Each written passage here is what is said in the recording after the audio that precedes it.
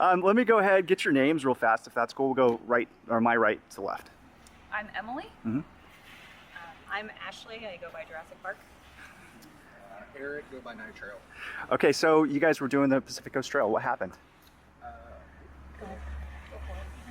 So we got to Etna, and then we realized that there obviously was a big fire in Sayad Valley.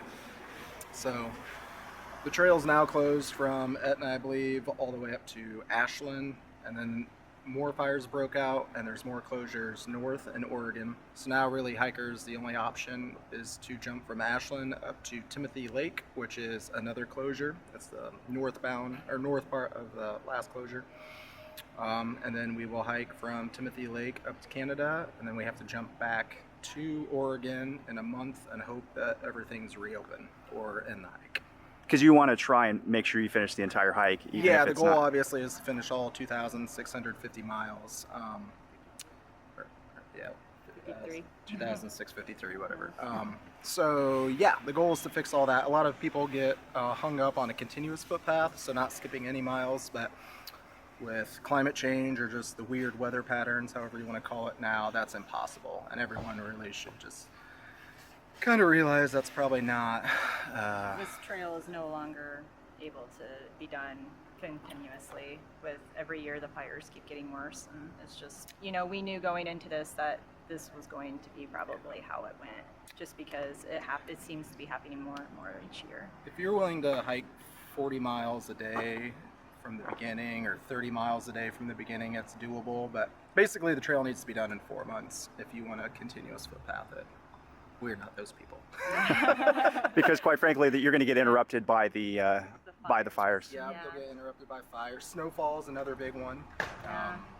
So we had a weird year this year because Washington had record snowfall. I think Oregon did also. So if we moved too quickly, then we were going to run into heavy snowfall, which was going to create more problems in Oregon and Washington. So 2022 has been a special year. A lot of people were jumping from Crater Lake to the Oregon Coast Trail to actually skip snowfall. It's got to be intense too. You're on in the middle of a hike and you see this, I'm sure, this big nimbus cloud, and I mean that had to be intense, right? So before we came into Etna, we stayed about 5 miles out, and when we were getting into camp that night, we were smelling campfires. We were like, oh, it just must be the weekend, you know, fingers crossed, weekend warriors or something.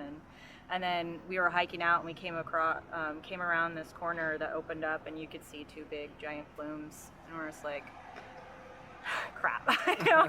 So we got on, and sure enough, the fire had started. Luckily, we weren't, you know, like, so far we haven't heard of any hikers that had been hurt or anything. So we're very thankful for that, and we were very thankful that we weren't fast enough to be in that, because I can only imagine how scary that is. Some had to be like found and rescued Yeah. and run out. Yeah. I think it's been 65 had to be evacuated from the area.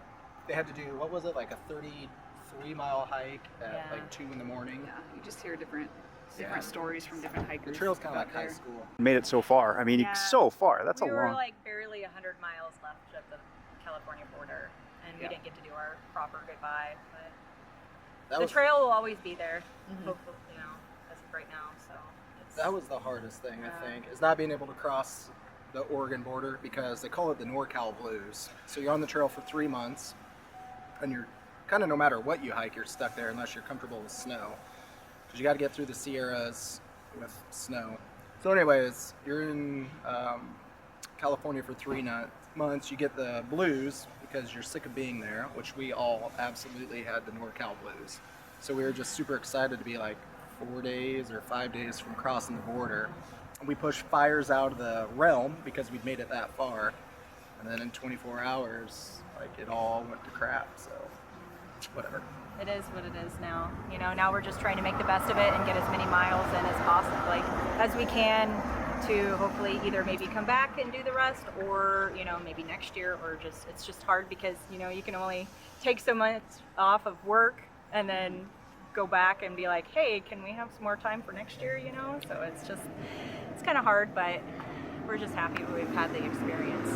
Yeah, you know? and you guys started in what month to do the hike? And then, so it was April. We all started April 9th. And then us three have We want to be done October 1st. So we've got time to jump forward, get to Canada, come back, and hope all this is cleared up, and then finish off the rest of the trail. So we're not worried about time. Jurassic Park, I've got to ask.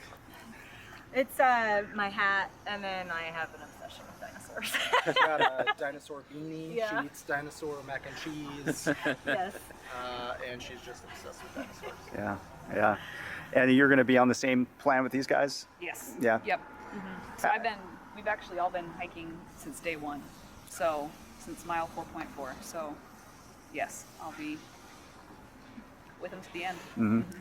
And do you guys notice that difference in terms of, like, is that a part of the talk on the trail? You mentioned climate change and how things are changing. How does that affect your hike? Or, you know, is it the temperatures? Is what's the most impact that you notice in your, you know, you're outside in nature more than most people at this point, you know? Just the Yeah, it's been hot. heat. It's just been really hard.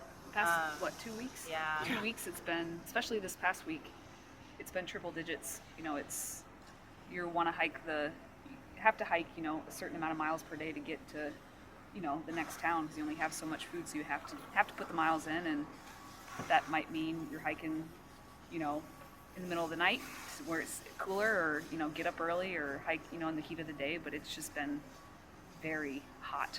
And The other big thing in the desert, The is that desert what you were section, saying? yeah. Is The now desert with the section. drought, the continuous drought, Yeah. all the water sources are drying up. So there was one section, section F, which is properly named, from Tehachapi to Walker Pass. We had a 30-mile carry. But No, thank it was- God it for was caches. 22, 'cause, Yeah, it like, was a I 22. had like 5 liters Yeah. going up. Yeah, so you have long water carries. The water that you're drinking is just disgusting looking. And then, Well, luckily for trail angels. Yeah, there's this caches. one guy that, and maybe another person that sets out water cap, like 500 gallons of water for us. If it wasn't for them, we wouldn't. It Yeah. would be absolutely miserable. It's undoable without the Yeah. help of others. So, like, trail rumors said that one of the the key water sources in that section ended up with green algae bloom because of the heat, which makes it unfilterable. And that would have been a 50-mile water carry to the next cache, which I don't know how you do that. Yeah. That's gallons of water Yeah. to get you there. So, I mean, quite frankly, it's literally changing the trail in so many different ways then. Yeah, Changes and how you hike it. Yeah. Yeah. There's been multiple podcasts and different people in the thru hiking community just talking about the fact that you need to accept that climate change is going to affect your hike tremendously. Like Southbounders this year, the prime date to southbound the trail is from July to November maybe. So they start in July, but because Washington had such crazy snowfall and Oregon, all of them were flopping down to Tahoe and then working back up. But now they have fires to deal with. So a southbound hike is, even if you're doing 40s, it's almost impossible to completely through hike a southbound version of it. So, or you can hike it, but not in one continuous footpath. And where are you? Where did you start before you got to the trail? Where are you from? Oh, so her and I are married. We're from Iowa. and I'm from Phoenix, Arizona. and just came together on the trail. Did you know each other beforehand? Just No, Yeah. it's kind of funny actually. She, where I'm originally from, is kind of like the Des Moines area of Iowa, and found out that she actually was Yeah. too. I grew up in Grew Des up. Moines, and we realized, you know, Yeah. we lived, you know, maybe 20 miles apart Yeah. from at that first water source, so made that connection, and small world. Well, enjoy your ride, guys. I know it's right. not Thank you. really the way you want it to go, but I mean, I appreciate your time. Thank you so much. Anything else you can think of, Brandon? It was very weird to get behind the wheel after 3 months.